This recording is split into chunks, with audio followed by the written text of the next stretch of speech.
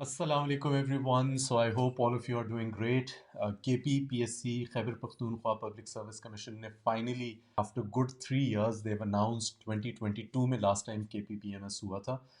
They finally announced it for 2025. उसकी details के अंदर देखते हैं कि what are the seats, कितनी seats allocate हुई हुई हैं और उसकी सारी डिटेल्स देखते हैं. सो फर्स्ट ऑफ ऑल इसकी जो हमारे पास डेडलाइन है that is 20th of this month, 20th of Feb. उससे पहले पहले आप लोग ने ऑनलाइन एप्लीकेशन और जो उसकी फ़ी वगैरह है 1500 रुपीज़ की फ़ी है उसकी, तो वो सब कुछ आपने before 20th make sure that you get done with all of those things. So ये डिटेल्स आप लोग you can find this notice on KPPSC's website. ये लिंक भी यहाँ पे दिया हुआ है, इस पे you can go and you can check out the application process and you can start your online application as well.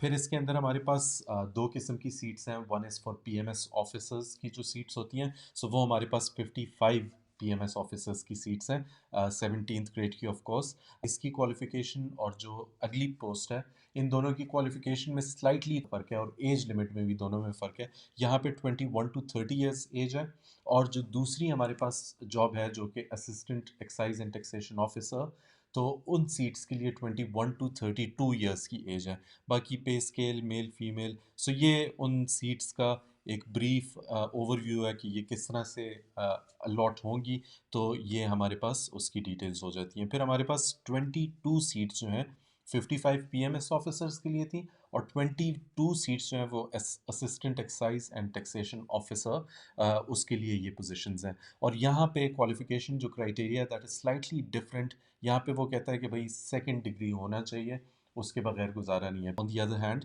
PMS के केस में वो कहता है कि अगर आपका सेकंड डिवीजन है या आपका बैचलर्स में थर्ड डिवीजन भी हो या डी ग्रेड भी हो तो कोई मसला नहीं है, लेकिन फिर मास्टर्स की जो आपकी ग्रेड होना चाहिए वो आपका हायर हो, मतलब कि वो फिर आपका सेकंड डिवीजन का हो, तो फिर कोई मसला नहीं है. लेकिन असिस्टेंट ETO के अंदर आपके पास ये वो नहीं है. उन्होंने कहा है कि second division in bachelors degree, कोई मास्टर्स की आपको वो नहीं मिलेगा. And this is the allocation of the seats कि किस तरह से ये सीट्स एलोकेट होंगी. और फिर बाकी दिस इज़ इसके अंदर जो इम्पोर्टेंट चीज़ है जिस पे अभी आप लोग ने काम शुरू करना है, एक्सेप्ट फॉर दी एप्लीकेशन वाला पार्ट, वो तो आप लोग कर ही लोगे, लेकिन जो दूसरी इंपॉर्टेंट चीज़ है कि इसका syllabus. So the syllabus you can find on KPPSC's website. वो टिपिकल जो KPPMS के सिलेबस होता है एग्जैक्टली वही सिलेबस है, उसके अंदर कोई ख़ास चेंजेस नहीं है. You can go through it और दैट्स प्रीटी स्ट्रेट फॉरवर्ड. और बाकी क्वालिफिकेशन के अलावा यहाँ पे कुछ चीज़ें हैं जो कि थोड़ी सी डिफरेंट है for PMS and also for assistant ETO. दोनों में मिनिमम एज क्राइटेरिया में देर आर जो वो होती है हमारे पास एज रिलैक्सेशन होती है, तो वो दोनों के केसेस में उसकी कंडीशंस फ़र्क हैं. PMS के केस में वो कहता है कि एज लिमिट में 2 ईयर्स की आपको रिलैक्सेशन मिलती है, वो मिलेगी सिर्फ गवर्नमेंट सर्वेंट्स को with a minimum of 2 years कि उन्होंने 2 साल कंटिन्यूस उन्होंने सर्विस की हुई हो. यहाँ पे बाय द वे कंटिन्यूस की स्पेलिंग गलत है, this should be not continuous, this should be continuous. Anyways, so disabled persons. और यहाँ पे भी छोटा सा एक इंग्लिश का उस्ताद होते हुए थोड़ा सा ये भी मसला हो जाता है, गलतियाँ भी बंदा निकालता है. यहाँ पे आइडियली होना चाहिए डिसेबल्ड पर्सनस. फिर हमारे पास आता है कैंडिडेट्स फ्रॉम बैकवर्ड एरियाज. ठीक हो गया. बाय द वे आजकल डिसेबल्ड के लिए एक थोड़ा सा माइल्ड और थोड़ा सा ज़्यादा सिंपैथेटिक वर्जन भी होता है, डिफरेंटली एबल्ड भी इसको हम कह सकते हैं. एनीवे सिर्फ 2 ईयर्स की एज रिलैक्सेशन है in the case of PMS. और असिस्टेंट ETO के केस में वो अच्छी खासी उसके अंदर रिलैक्सेशन है. So I think there be a lot of people जो कि इसमें इस ब्रैकेट के अंदर आ सकते हैं. और ETO के अंदर उसकी एज लिमिट भी ऑलरेडी ज़्यादा है, 21 to 32 है. तो यहाँ पे you can go through this age criteria for assistant ETO.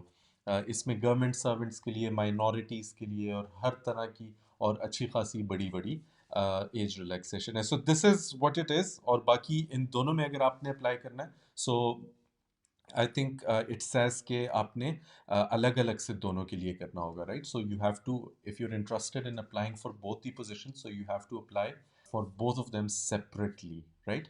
This is about it. बाकी इसकी तैयारी स्टार्ट कर दो अभी से. इट माइट बी उसका जो डेट शीट है और उसका जो टेंटेटिव डेट है that might be announced anytime soon. और बाकी all the best. इंशाल्लाह I'll be doing a lot of good things for KPPMS preparation. बाकी अगर आपने prescient composition की तैयारी करनी है for KPPMS, तो उसके लिए you can join in my Fundamentals of Grammar Leading to Prescient Composition, which is a very comprehensive course that's going to cover you really well for KPPMS exam and any other government exam for that matter. So all the best everyone. I wish all of you the very best of luck. Start your preparation right away. So all the best.